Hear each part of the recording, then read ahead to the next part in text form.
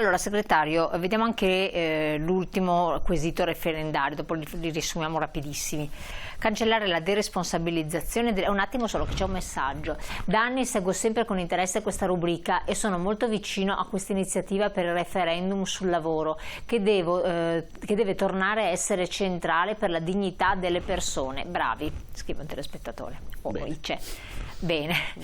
Quindi, prego. Ci dà forza questo. Esatto, dà energia. L'ultimo quesito purtroppo è di particolare attualità perché è legato a salute e sicurezza e noi infatti veniamo purtroppo da eventi davvero drammatici nel nostro paese, l'ultimo in Sicilia, insomma, ma ce ne sono stati anche altri. Continuano. E noi sappiamo che il tema delle morti sul lavoro è un tema purtroppo quotidiano perché continuano a morire ogni giorno 3 lavoratori nei posti di lavoro e noi riteniamo che per cercare di invertire questa tendenza sia fondamentale che nella cosiddetta filiera degli appalti anche chi dà l'appalto, il cosiddetto committente, si senta responsabile e quindi abbia anche responsabilità di carattere giuridico rispetto a tutta la filiera della sicurezza di quel lavoro.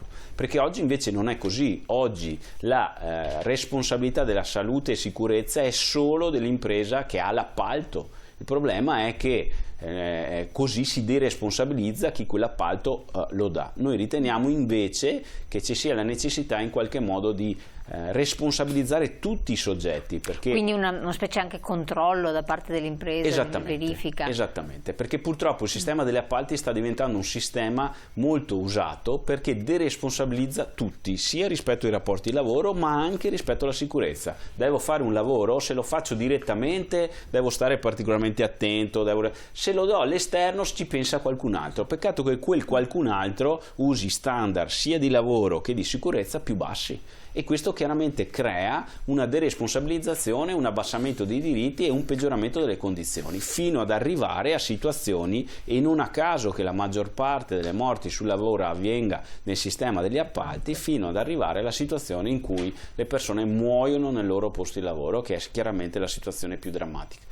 Che tra l'altro è legato anche al tema della precarietà, perché ritornando al discorso di prima, che tipo di sicurezza che tipo di pratica pensiamo che abbia un lavoratore che lavora una settimana a fare un lavoro, poi sta fermo 10 giorni e poi lavora un altro mese, un altro lavoro e via dicendo. Anche di formazione. Di formazione sto pensando. Rispetto alla sicurezza nel luogo di lavoro.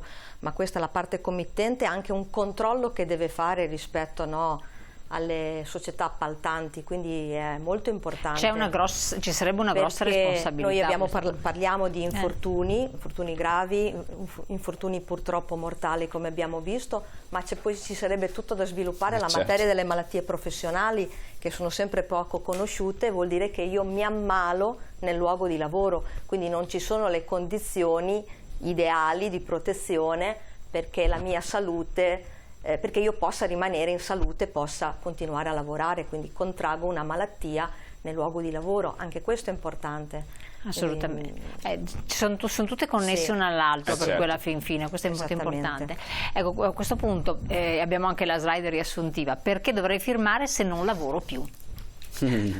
Perché non solo sono solidale, ma perché, come dicevo prima, un pensionato o una pensionata sa bene cosa significa fare le battaglie per i diritti, ma perché vuole anche, per così dire, essere a fianco, aiutare le lavoratrici e i lavoratori, ma anche i futuri lavoratori e le lavoratrici, perché le cose cambino, perché non possiamo andare avanti così. Quindi ognuno di noi può fare la propria parte mettendo quella firma sui 4 referendum. Noi siamo vicini sempre alle battaglie che fa la CGIL, ripeto, siamo un sindacato generale che non guarda solo all'interesse, diciamo, dei propri iscritti, quindi pensionati e pensionati, ma che guarda tutta la società. Certo, è per questo che noi abbiamo anche tanti progetti, li facciamo, ripeto, con la storia della memoria, ma non solo, li facciamo con i giovani, perché questo è importante. Ma poi i giovani poi diventano adulti, diventano anziani, quindi certo. Bisognerebbe sempre guardare un po' più in là, no? Esattamente. E poi i giovani spesso sono i figli e i nipoti di quegli anziani.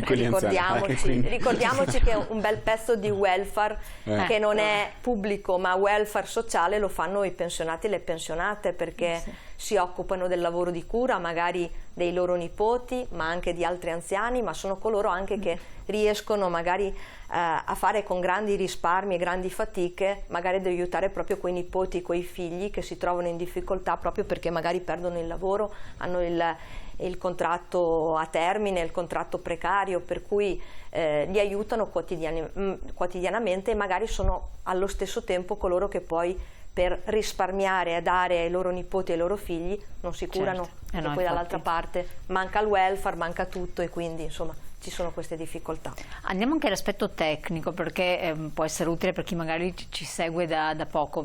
Per mettere la firma abbiamo visto, basta andare nei banchetti, vediamo anche la slide firma online, esatto, che è molto utile, di cui parlavamo prima. Oltre che la firma cartacea nel classico modulo, insomma, in cui si sottoscrive proprio ogni referendum, quindi 4 firme, c'è anche la possibilità di sottoscriverlo digitalmente attraverso il proprio SPID, appunto come c'è scritto nella slide c'è un sito di riferimento che è www.cgl.it/referendum, si entra su un form dove si compila il proprio comune, a quel punto arriva una mail alla persona, si inserisce chiaramente il proprio indirizzo mail, arriva una mail e da quella mail, schiacciando il bottone, si può procedere proprio alla procedura, scusate il gioco di parole, di sottoscrizione attraverso lo SPID o la carta d'identità elettronica, e quindi a quel punto i 4 referendum, si può anche decidere chiaramente di firmarne 3, noi chiaramente invitiamo a firmarli tutti e 4,